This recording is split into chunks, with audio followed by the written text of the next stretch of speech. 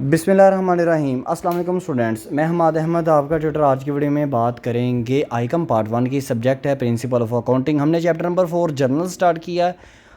Chapter number 4 जो journal है इसकी प्रॉब्लम्स क्वेश्चंस आप स्टूडेंट्स को समझाने से पहले मैं आपको बेसिक कंसेप्ट इस चैप्टर का समझा रहा हूँ।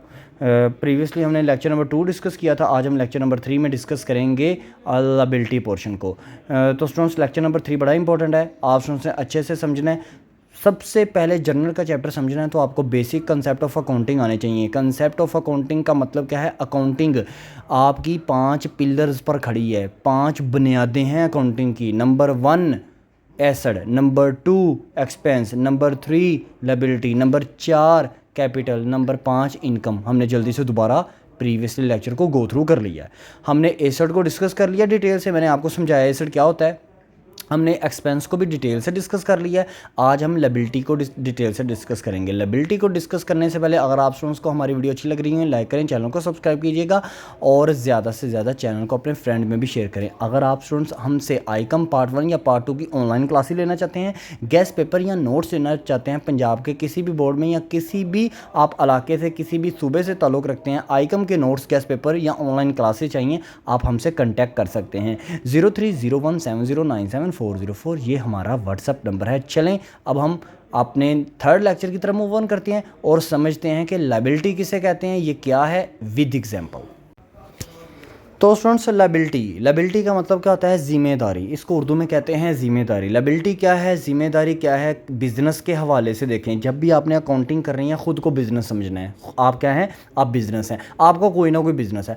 तसव्वुर कर लें माइंड में कि आप कोई ना कोई बिज़नेस के मालिक हैं, चाहे आपका कंप्यूटर्स का बिज़नेस है, चाहे आपका ग्लोसरी का बिज़नेस है, इंपोर्ट एक्सपोर्ट का बिज़नेस है, कोई छोटी सी दुकान है, ये तसव्वुर कर लें। लेकिन आपने हमेशा ख़ुद को बिज़नेस तसव्वुर करना है। तो फ़र्ज़ करें आप बिज़नेस हैं, आपके ऊपर लायबिलिटी आ जाती है, किसी भी बिज़नेस पर लायबिलिटी आ जाती है। कैसे? लायबिलिटी की डेफिनेशन क्या है? लायबिलिटी हमें ये समझाती है कि हर वो अमाउंट जो बिज़नेस ने अमाउंट या सर्विसेज, हर वो अमाउंट या सर्विस कोई जो किसी भी बिज़नेस ने मुस्तकबिल में अदा करनी हो, इन फ्यूचर अदा करनी हो। मिसाल के तौर पर आप बिज़नेस के मालिक हैं, आपको बिज़नेस चलाने के लिए पड़गी पैसे की ज़रूरत। आपने कहा पैसा लूँ कहाँ से? रिश्तेदारों से मांगता हूँ वो नहीं देते, अपने पास मौजूद नहीं है। आप बैंक वाले के पास चले गए, बैंक को आपने कहा कि मुझे लोन दे दो 1 लाख का। बैंक वाले ने कहा ठीक है भाई मैं आपको लोन देता हूँ। आपको पता है लोन लेने के लिए कोई ना कोई चीज़ गिरवी रखवाना पड़ती है।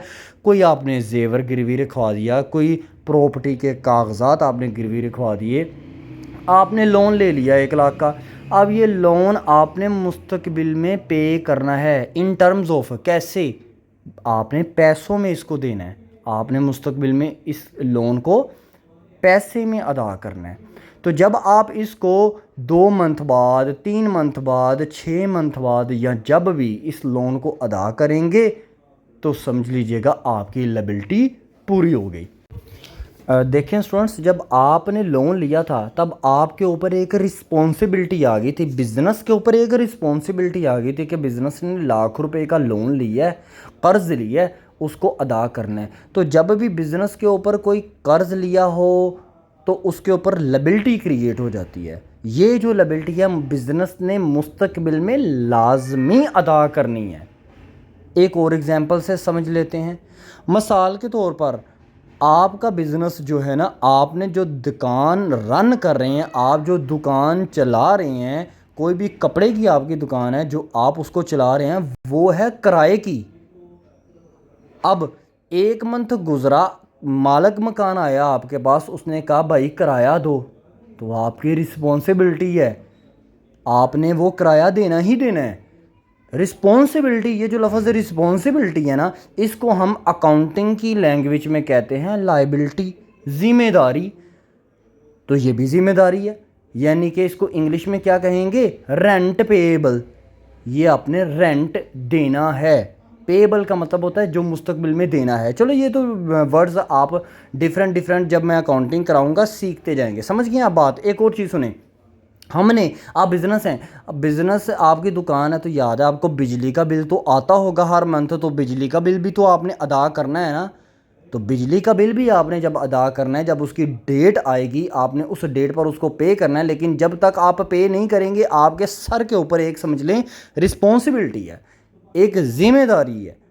मिसाल के तौर पर एक और मिसाल समझते हैं कि बिज़नेस के मालिक ने क्या किया हुआ है, अपने बच्चों की फ़ी अदा करनी है, ट्यूशन फ़ी या स्कूल फ़ी या कॉलेज फ़ी, कोई भी फ़ी अदा करनी है, वो भी उसके ऊपर रिस्पॉन्सिबिलिटी है, लायबिलिटी है।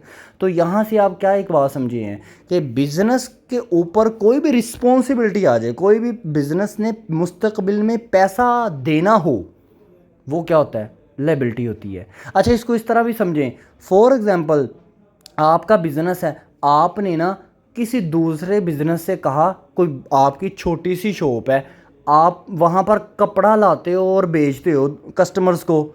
अब आपने कहा मैं ऐसा करता हूँ, कराची जाता हूँ, कराची में जाके ना मैं वहाँ पर बड़ी कपड़े वाली दुकान है, उनसे डीलिंग करता हूँ, वो मुझे उधार पर कपड़ा दे दें, मैं उनको मुस्तकबिल में पैसे दे दूँगा। तो आपने उनसे कपड़ा क्या किया, उधार पर लिया, उधार पर कपड़ा लिया, उधार पर माल लिया, इसको माल कहते हैं, इसको स्टॉक कहते हैं, इसको मटेरियल कहते हैं, आपने वो उधार पर लिया। मुस्तकबिल में जब आप उसको पैसे पे करेंगे तो अब आपके सर के ऊपर एक रिस्पॉन्सिबिलिटी क्रिएट हो गई, एक लायबिलिटी बन गई। तो लायबिलिटी क्या है, हर वो जिम्मेदारी जो आप क्रिएट कर देते हो मुस्तकबिल में देने के लिए, वो आपकी लायबिलिटी है। आपने मुस्तकबिल में उसको अदा करना ही करना है, वो पैसों को आपने मुस्तकबिल में देना ही देना है। तो ये स्टूडेंट्स लायबिलिटी है, छोटा सा कंसेप्ट है, इजी कंसेप्ट है। बैंक लोन लायबिलिटी है। ये जो मैंने आपको कहा कि आपने कपड़ा उधार लिया है किसी दूसरे बिजनेस से और उसको मुस्तकबिल में पैसे देने हैं, इसको कहते हैं क्रेडिटर्स। ये भी नेक्स्ट टर्म आगे आते जाएंगे, बताऊँगा। रेंट पेएबल, आपने बिजली का बिल देना है तो इलेक्ट्रिसिटी बिल पेएबल, सही है, अदा करना है।